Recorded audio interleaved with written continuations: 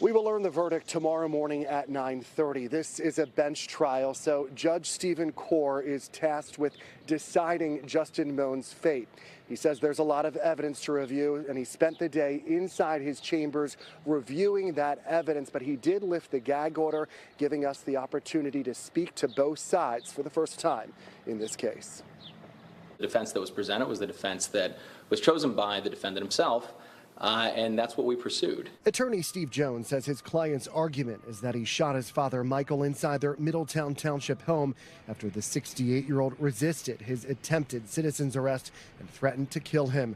Moan admitted that after he fired the single shot, he severed his father's head and showed it in a video posted on YouTube. The facts of this case are very unique. It's a tragedy that Michael Moan is dead, and that the decision was made that he should be dead. On the stand yesterday, 33-year-old Moan telling the judge he believed his father, a longtime federal employee, committed treason by conspiring against him with the United States government. He also alleged he tried intervening in a discrimination lawsuit against his employer by making false statements to a judge, as well as trying to stop his political aspirations.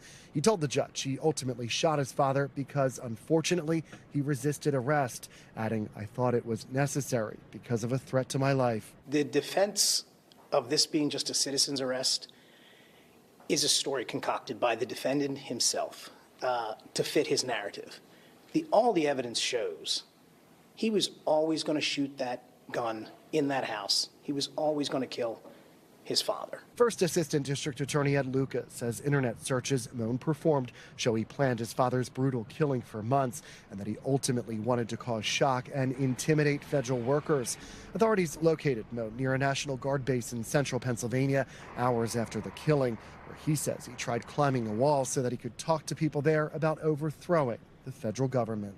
I think there's only one verdict, and it's guilty on all charges, but any consideration for a mental health defense, he's been evaluated.